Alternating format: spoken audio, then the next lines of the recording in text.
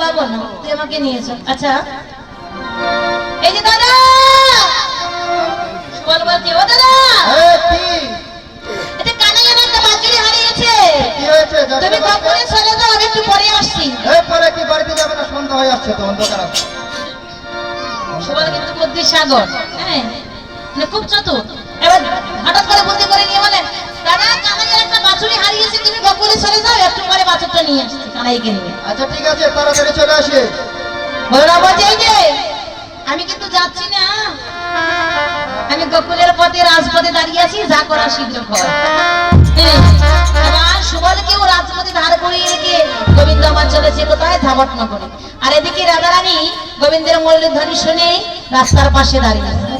গোবিন্দকে সম্মুখ করে বলছে, বধূ তুমি এসেছো, এসো এসো বধূ, তোমার জন্য যত্ন করে বাসর সাজিয়ে রেখে তুমি আমার বাসর এসো। বলি না না রাধে, এই যে দেখো দেখো এই বেশি বেশি পুঁজি দেওয়া যাবে? আমি যাব না।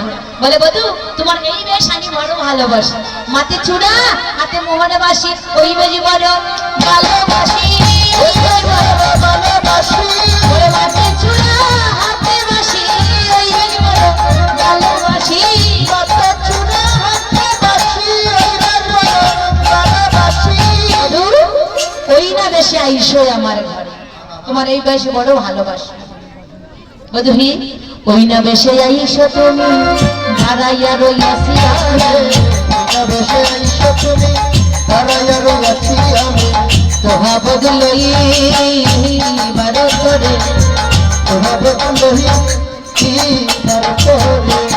ছচ্ছল তো বলি শোনে, কত নবমেছ মনে, ছচ্ছল তো বলি শোনে, কত নবমেছ মনে, ছচ্ছল তো বলি শোনে, কত নবমেছ মনে, ছাদমুখ গিয়া আছে শুকাইয়া, ছাদমুখ গিয়া আছে শুকাইয়া, আমার হৃদয় মাঝে বিচিত্র পালঙ্ক আছে, আমার হৃদয় মাঝে বিচিত্র পালঙ্ক আছে, আশেপাশে রসে রমালি, আশেপাশে রসে রমালি। আর ইহাতে শুইবা তুমি চরণ সে দিব আমি, ইহাতে শুইবা তুমি চরণ সে দিব আমি, ঘুরে যাবে বনে রয়ালি, ঘুরে যাবে বলে আশেপাশে রসের মানে সজ্জিত করে রেখেছি, ইহাতে তুমি শয়ন করবে, আমি তোমার চরণ সেবা করব। বলে না রাধে তোমার আসলে যেতে পারবো না, আলিশ করতে পারবো না, আমার মা দশমতি বসে আছে, আমার জন্য আরতি করবে। রাধে এখন আমি যাই করে মাইয়ে যাই আরতি করি, সকালবেলা করিল ভয়ান,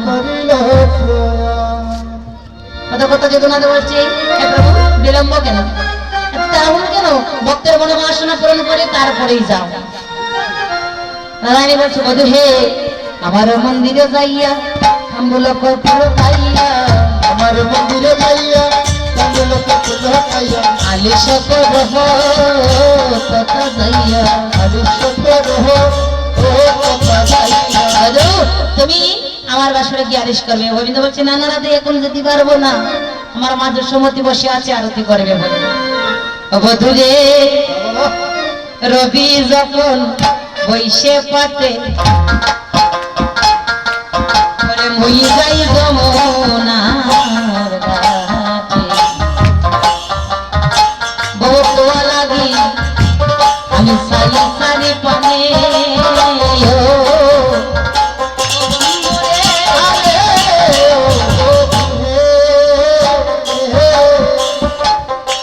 রবি যখন বৈশে পাতে, বধূ হে বধূ হে বধূ হে, মই যাই গো তোমার ঘাটে, তোমার বাড়ি যাই চারি পানে,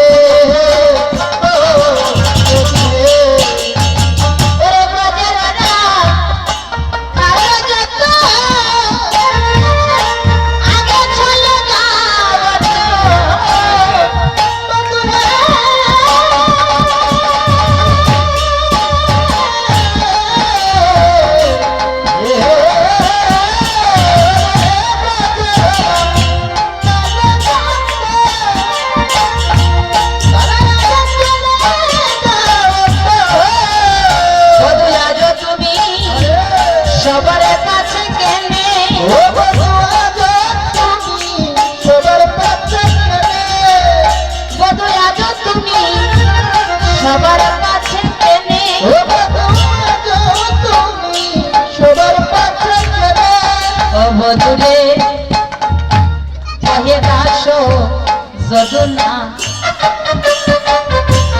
ওরাও মনের সবার পিছে করহ গমন ও বন্ধুরে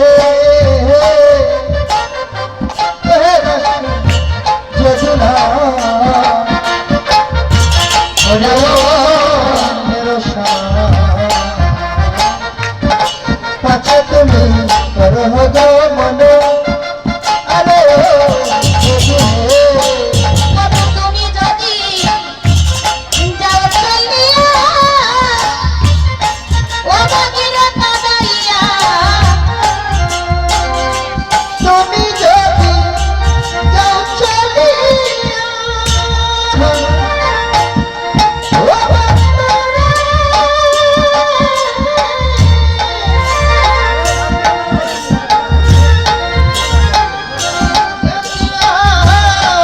অবদুয়া মন বলতে অবদুয়া মন বলতে এই আছে জগতে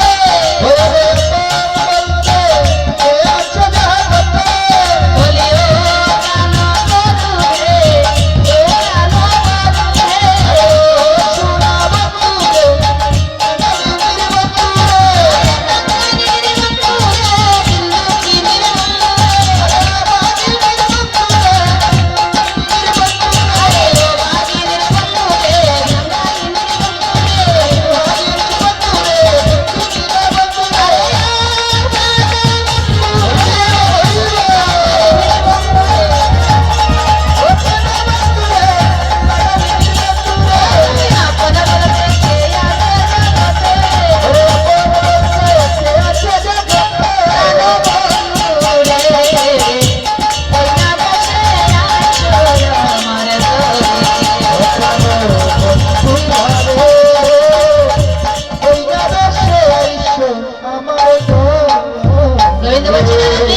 তুমি ধৈর্য ধরো, অভিসারে তোমার সঙ্গে দেখা হবে, এখন আমি ঘরে চলে যাই।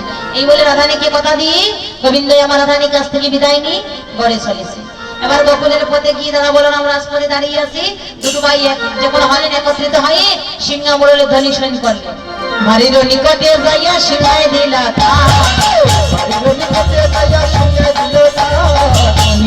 সমতি মার করিল খোরা এই সিংহা মোড়লে ধ্বনি শুনলো, মাঝে সমতি স্মরণে হাতে নিয়ে রাস্তার পাশে দাঁড়িয়ে আছে। দাঁড়িয়ে রামকানুকে সম্মুখে পেয়ে বলছে নন্দর দুলাল বাচ্চা যশোদার আরে নন্দর দুলাল বাচ্চা যশোদার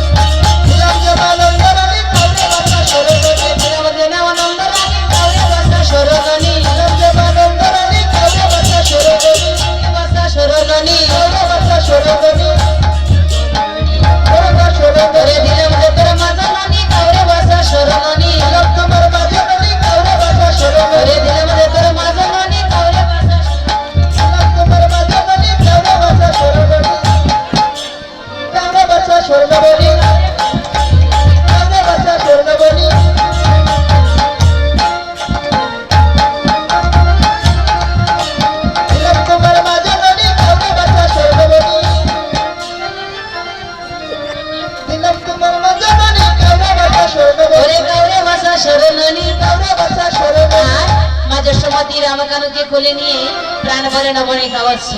মা মায়ের কোলে বসে নবনী সেবা করছে। এবার মায়ের গোপাল ঘরে ফিরে এসেছে। আজ গোষ্ঠ হলে গৃহে আইলা গোপাল গো নমন